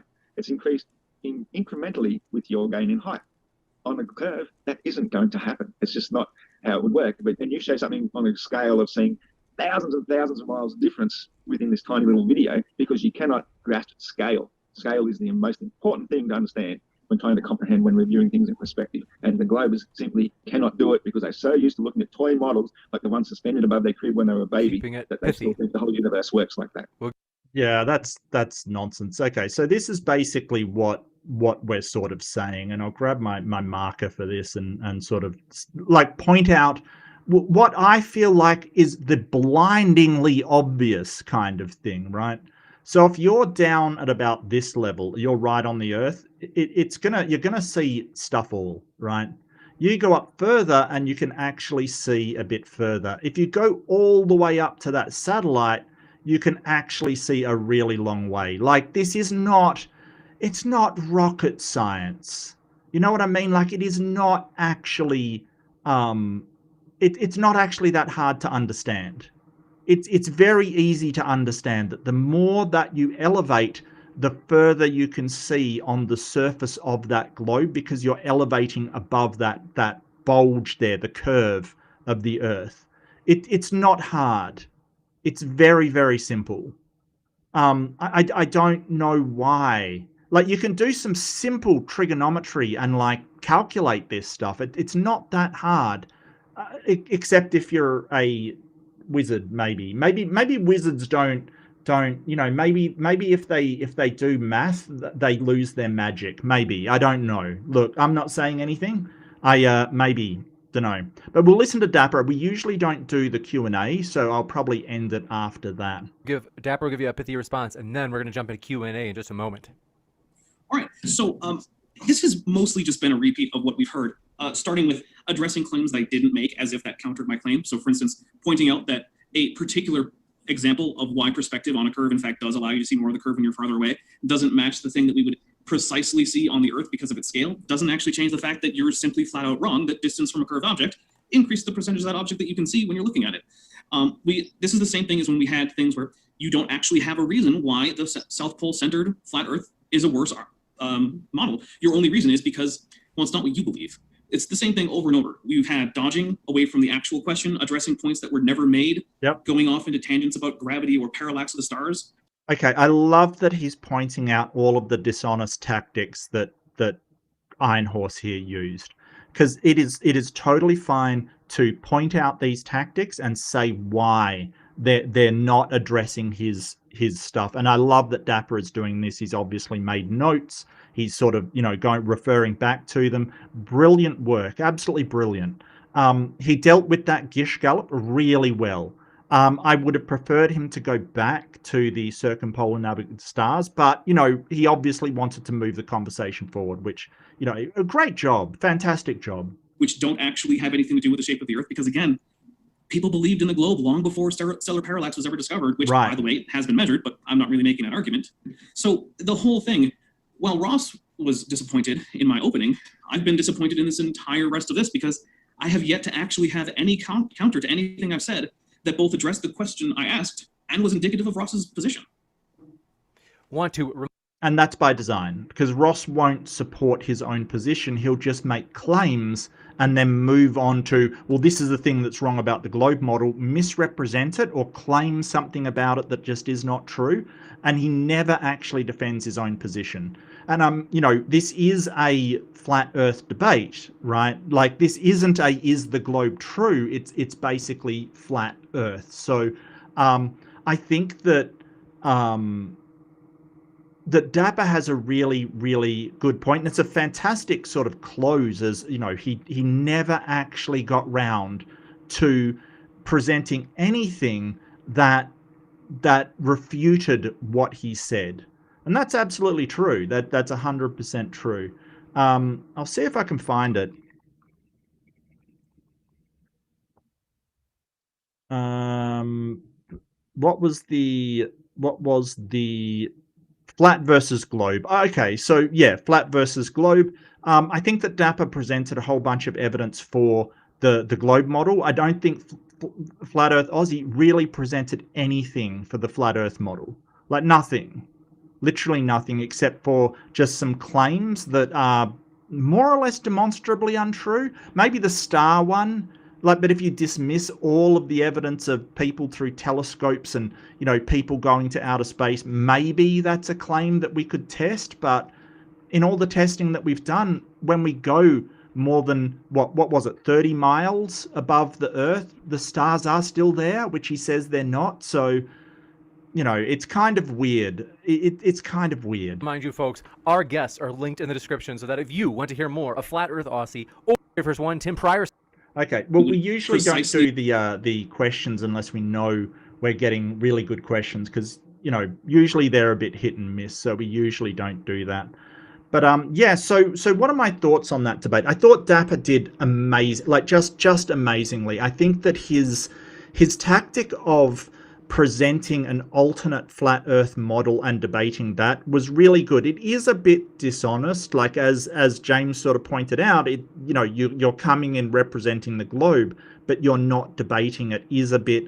But, you know, flat earthers are so dishonest. They are probably the most dishonest interlocutors I've ever seen. They will refuse to support their own model. They only want to talk about the globe. They never want to talk about flat Earth.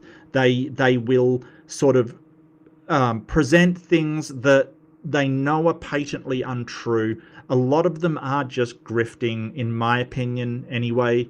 I think that, you know, it's okay. I sort of will give Dapper a pass on this, because honestly, his interlocutor was not being honest either. I thought it was a really interesting way to go about it, because he really couldn't, you know, because he's not actually saying, here's my model and here's the evidence behind it. What he's doing is saying, hey, we see the Earth is flat in front of us, prove it's a globe now, you know, and just basically disagreeing with everything he's got to say, hey, this is how we know it's a globe. And, you know, when Dapper explained things, he really didn't refute anything. He just keeps going. He just moves on to the next thing, moves on to the next thing, moves on to the next thing.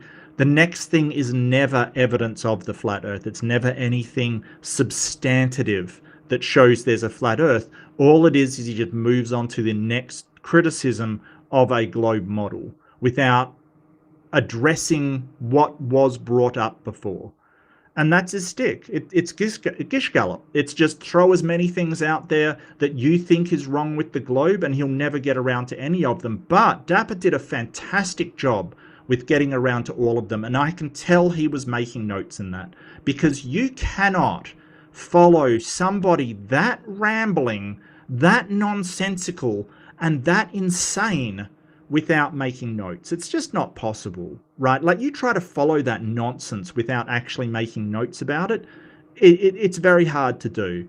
So if you are debating, even if it's just an online debate, I kind of recommend making notes, like just write down what they're saying, just points to say, hey, this is what he talked about, and it will trigger in your mind, oh, that's what it is. Someone like him, you've probably got to take more notes than just points, because dang, some of his stuff was just so off the wall. Like, how, whoa. Yeah, Ninja, I think that would be a almost a circle, to be honest with you. You know, the Venn diagram between flat Earth, sovereign citizen, and young Earth creationism is really, you know, almost overlapping. It's pretty full on. But yeah, Dapper, amazing.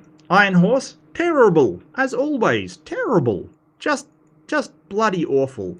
And, you know, he sort of is known and has built up a reputation as one of the worst debaters on the MDD platform. I think it's well earned.